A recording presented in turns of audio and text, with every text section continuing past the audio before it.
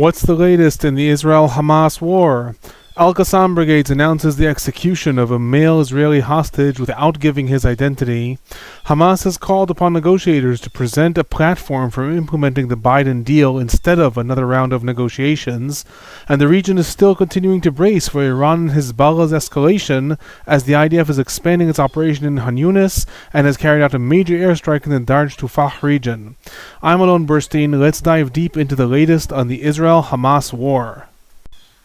On day 311 to the war, the main highlights from the last several days center around the hostage negotiations and the hostage situation, the regional escalation as everyone is bracing for Iran and Hezbollah's retaliation, fighting going on in northern parts of Israel, southern parts of Lebanon, as well as the expanding fighting in the Gaza Strip.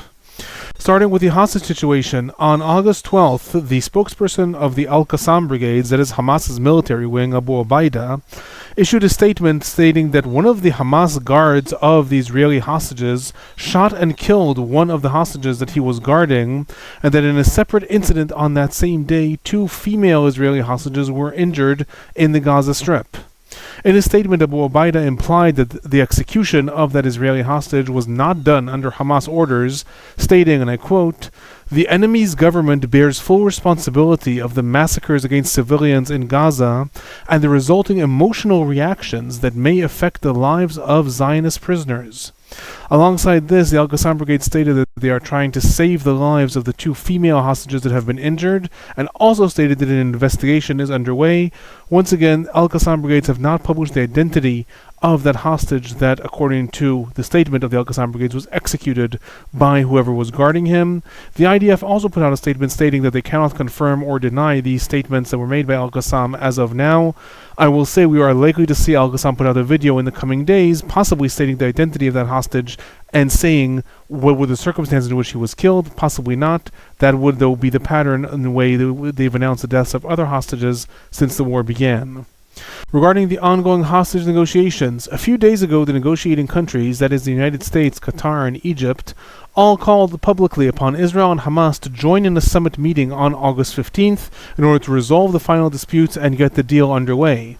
The Israeli government approved sending a delegation, and there were also initial reports in Israel that the Prime Minister's office began probing with the more hawkish elements within Netanyahu's government about how much leeway they will permit the negotiating team during the summit, i.e., how much will the different hawkish elements within the government be willing to give in these negotiations.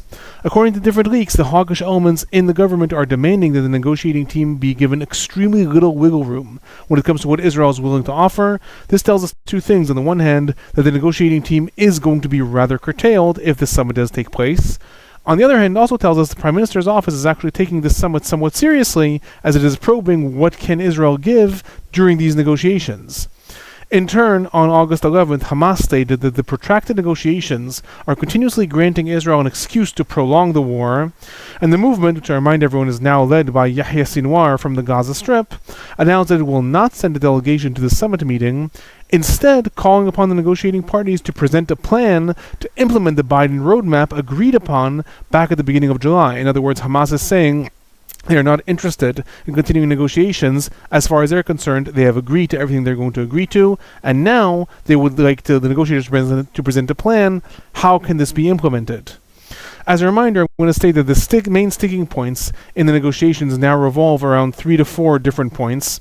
One is Israel's demand to have veto power over which Palestinian prisoners are released in any such deal, as well as Israel having the authority to expel the quote-unquote heavier prisoners from the region. Some have argued that this is a new term that Israel has imposed after the deal was already brokered, while Israel states that this is the right interpretation of the original wording of the deal, which said that some of the prisoners will be expelled, so Israel is demanding that it can choose which ones. Hamas is saying that's not going to happen. So that is one of the main sticking points. In addition to that, another main obstacle in the negotiations is the fate of the Philadelphia line, that is the border between the Gaza Strip and Egypt, and control over the Rafah crossing. This did not appear in the initial proposed deal, since at the time the IDF had not actually invaded Rafah yet and not taken over the Philadelphia line, so there was no resolution of what will be the fate of the IDF forces in that line. Are they going to withdraw or not? At this point, the IDF is controlling the Gazan side of the border, while Egypt is refusing to recognize the IDF presence there, and thus de facto the Rafah crossing is shut down. Hamas is demanding in the negotiations a complete IDF evacuation from the area, while the Israeli Prime Minister Netanyahu has stated that the IDF will maintain its presence in the crossing. Amidst this, I'm going to say that on August 12th, Sky News in Arabic published a report saying that Israel has been approaching the Palestinian Authority in the West Bank, attempting to broker a deal whereby the Rafah crossing will be handed over to third-party Palestinians that are not part of Hamas's security forces, while Israel would maintain overarching supervising presence within the Rafah crossing. According to the report, the Palestinian Authority rejected the proposal, offering to implement the 2005 deal in which the Palestinian Authority managed the Rafah crossing in cooperation with Egypt and the EU. The Palestinian Authority maintained its presence on the Rafah crossing until it was ousted by Hamas in 2007. In addition to this, possibly the largest disagreement and sticking point when it comes to the negotiations right now is the disagreement between the sides with regards to the freedom of movement of Palestinians back to the northern parts of the Gaza Strip. Hamas is demanding complete IDF withdrawal from the Gaza Strip, allowing complete freedom of movement of Palestinians throughout the entire strip. Israel, in turn, is demanding to maintain its presence along the Netzarim corridor, that is the corridor that the IDF maintains, dividing the Gaza Strip from north to south, such that Palestinian militants will be blocked from traveling north because, de facto, all Palestinian population will be required to go through IDF checkpoints if they want to travel from south to north. Unlike the previous points that I mentioned, the previous sticking points, this is explicitly a new demand that was raised by the Israeli Prime Minister Netanyahu after the initial deal was agreed upon by Netanyahu and Biden, and thus has been met with outright rejection by Hamas, that is saying they're not willing to even open this to negotiations. As far as they're concerned, there's going to be complete freedom of movement throughout the Gaza Strip. There are other quote-unquote smaller sticking points of the negotiations. However, those are the three biggest points right now that the sides have not been able to agree upon and that have stopped any progress on the negotiations in the last several rounds. Turning to the expected retaliation of Hezbollah and Iran and the way the region is bracing. The entire region is continuing to brace for this escalation, while different world actors, including many EU members, have been communicating with Iran and with Lebanon in an attempt to avoid a full-scale regional war. I remind everyone that both Iran and Hezbollah are threatening to retaliate against the assassination of Fuad Shukr, the chief of staff of Hezbollah, as well as the assassination of Ismail Haniyeh, the leader of Hamas. Ismail Haniyeh was assassinated in Tehran in Iran, and Israel never claimed responsibility for that, although it was pretty clear that Israel was responsible for that, while Fuad Shukr was assassinated in Beirut, and Israel claimed responsibility for that, saying that that itself was a retaliation to the Hezbollah attack in Majd al-Shams that killed 12 teenagers aged 10 to 20. Among others, the leaders of France, Germany, and the United Kingdom issued a joint statement in the last several days, calling upon Iran to not escalate the situation further and to not take action that may harm the ongoing negotiations. In addition to the diplomatic pressure that is being leveled on Iran and on Hezbollah by proxy through Lebanon, the United States is also continuously bolstering its military presence in the area, with U.S. Secretary of Defense Lloyd Austin announcing on August 11th that the ballistic missile submarine USS Georgia, as well as the aircraft carrier Lincoln with its full complement of warships, have all been diverted to the Middle East and are making their way to the area in order to brace for this regional escalation, and as a message to both Iran and Hezbollah, the United States is prepared to retaliate should the region escalate into a full-on war. Meanwhile, many speculations continue to surface regarding what is going to be the nature of this retaliation. Some have suggested that Iran is going to try to attack Jewish or Israeli symbols or actors or IDF presence internationally. Others have said it's going to be direct attack by Iran. What is Hezbollah going to do?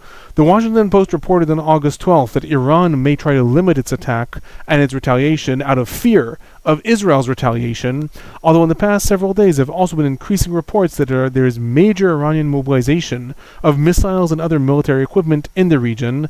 I remind everyone there was also an attack carried out by the IDF, likely, in an airport in Syria that is used by Iran to transmit military equipment to militias in southern Syria. All this indicates that Iran is preparing both a major and a direct attack, possibly similar to the attack that occurred in April, possibly more deadly. In addition to that, on August 12th, the Lebanese Al-Jumhariya newspaper reported that Hezbollah is evacuating key headquarters in the Dahya area, all in preparation for an IDF retaliation to Hezbollah's upcoming attack. There's been also many statements issued by Hezbollah stating that the attack has already been decided upon and cannot be turned back, and it's just a question of when it will happen. In other news, in the northern parts of Israel and southern parts of Lebanon, the escalatory situation remains largely as it has been in the last several days. Hezbollah continues to launch more extensive barrages of rockets and missiles towards Israel, in some cases including successive barrages of 30 missiles and more, along with swarms of attack drones that are causing major damage to northern Israel. In turn, the IDF is continuing its intensive airstrikes throughout southern Lebanon, carrying out attacks throughout numerous towns and villages. One noteworthy case occurred yesterday on August 11th, when an IDF airstrike was carried out in the town of Tzor, targeting an apartment, reportedly injuring 12 people, 11 of whom are Syrian citizens. Regarding the ongoing fighting in the Gaza Strip, the biggest arenas are in the northern parts of the Gaza Strip, in the Darj Tufah area, as well as in the southern town of Han Yunis. In Darj Tufah, on August 10th, the IDF carried out a major airstrike targeting the El Tabin school in the region. The attack drew major international condemnation, as Palestinian sources reported scores of civilians and internally displaced people who were killed in this attack. The initial numbers reported by the Palestinian Communication Ministry cited over 100 civilians had been killed. However, it's important to note, as I've stated many times in my reports, that the Ministry of Communications in the Gaza Strip is known to be very unreliable. It is much more of a propaganda wing of Hamas. In turn, by August 12th, the Palestinian Health Ministry in the Gaza Strip, which is known to be far more reliable when it comes to simply counting how many people have been killed, had reported that 93 people were killed in this attack that occurred in Darj Tufah, 11 of them children, and 6 of them are women. The IDF in turn stated that the area was being used as a Hamas and Palestinian Islamic Jihad headquarters, publishing the identity of 31 Al-Qassam and Palestinian Islamic Jihad militants that the IDF has identified thus far among those who have been killed. The IDF also stated that it took measures to try to circumvent any collateral damage, stating that it used precise missiles in order to mitigate the danger of civilian casualties. The IDF has not put out its own statements about how many people it estimates were killed in this attack. Alongside that attack that occurred in Darj Tufah, the IDF's operation in the southern city of Han Yunis continues to expand in the last several days. After the IDF issued evacuation orders to Palestinians in the eastern parts of Han Yunis in the Abbasan region already 5 days ago and began invading the area, the IDF announced a full-scale brigade-wide invasion of Han Yunis, stating that their main aim is to curtail Hamas's attempts to rebuild its strength and governing powers in that southern city. On August 12th, the IDF issued new evacuation orders to Palestinian civilians in the western parts of Han Yunis in the Hamed neighborhood. The IDF announced that these areas are no longer part of the designated humanitarian zone due to Hamas using them for military activity. The last time that the IDF had announced that an area was no longer defined as part of the humanitarian zone, the IDF carried out an operation and retrieved the bodies of 4 hostages that were being held in that area. In this case, it does appear that the IDF is actually engaged in a much more wider brigade-style operation within Han Yunis and is just targeting the different areas that Hamas has been operating in. Remains to be seen if there's something specific in the Hamed region, or if this is just the IDF attempting to regain some control of the Han Yunis area. Regarding casualties, the IDF is reporting that 1 IDF soldier was killed in the last 3 days since my last report, bringing the total number of IDF soldiers killed in the Gaza Strip since the invasion began to 330. 2,204 IDF soldiers are injured in the Gaza Strip since the invasion began. The Palestinian Health Ministry in the Gaza Strip is reporting that 198 Palestinians were killed in the last 3 days since my last report, bringing the total number of Palestinians killed in the Gaza Strip since the war began to 39,897. 92,152 Palestinians reported injured in the Gaza Strip since the war began. I remind everyone that the Palestinian Health Ministry does not distinguish between civilians and militants. This accounts for the total number of Palestinians that the ministry is saying have been killed in the Gaza Strip since the war began.